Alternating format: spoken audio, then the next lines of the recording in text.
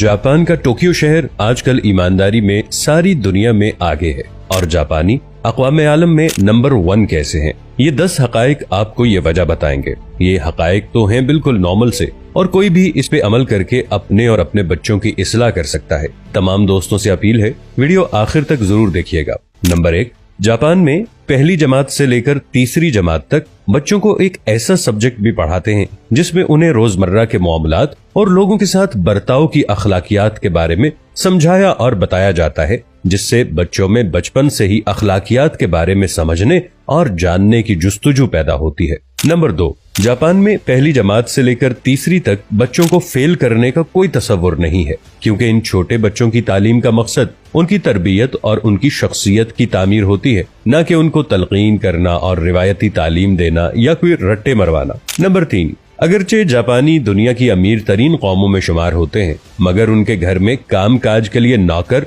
और खादिम का कोई तसव्वुर नहीं पाया जाता। माँ बाप ही बच्चों और घर के जिम्मेदार होते हैं। नंबर 4, जापानी बच्चे रोजाना अपने असातिज़ा के साथ मिलकर 15 मिनट के लिए अपने स्कूल की झाड़ पोंछ और सफाई सुथराई करते हैं। इस मश्क का मकसद उन्हें अखलाकी तौर पर मुतवाज़े बनाना और अमली तौर पर सफाई पसंद बनाना होता है। नंबर 5, जापान में हर बच्चा अपना दांत साफ करने वाला ब्रश भी स्कूल साथ लेकर जाता है। स्कूल में खाने पीने के बाद उनसे दांत साफ करवाए जाते हैं। अपने बचपन ही से उनको अपनी सेहत का ख्याल रखने वाला बनाया जाता है। नंबर 6, जापान में सफाई का काम करने वाले को एक खास नाम से पुकारा जाता है, जिसका मतलब है हेल्थ इंजीनियर। इसकी तनख्वाह अमेरिकी डॉलर में 5,000 से 8,000 के दरमियान रहती है। इस मुलाजमत के लिए उम्मीदवार बाकायदा जबानी और तहरीरी इम्तिहान पास करते हैं।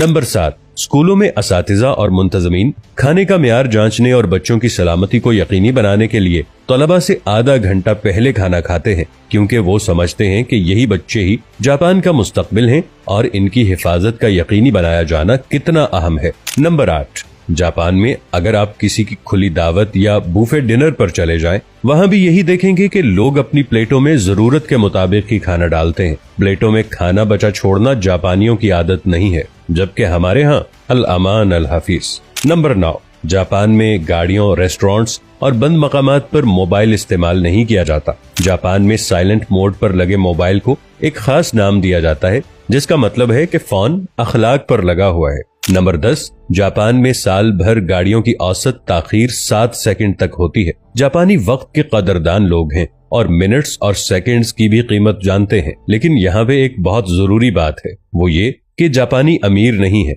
दुनिया के 100 अमीर लोगों में से एक भी जापानी नहीं है, क्योंकि इनकी जिंदगी बहुत सिंपल है। और इसी से अंदाजा लगा लीजिए कि टेलीफोन साइलेंट मोड, जिसको जापान में मैनर मोड कहते हैं, और हमारे यहाँ बाइक में साइलेंसर भी मुंह फट करवाया जाता है ताकि मजीद शोर पैदा किया जा सके। दोस्तों, अगर आप भी आज के दौर में कामयाब होना चाहते हैं तो बराह करम इस वीडियो को इग्नोर मत कीजिएगा, बल्कि अपने बच्चों की तरबियत करें। अगर मुनासिब समझें तो ये पैगाम अपने दोस्तों के साथ भी जरूर शेयर कीजिएगा, ताकि इस्लाह का ये सिलसिला जारी रह सके। जज़ाकल्लाह।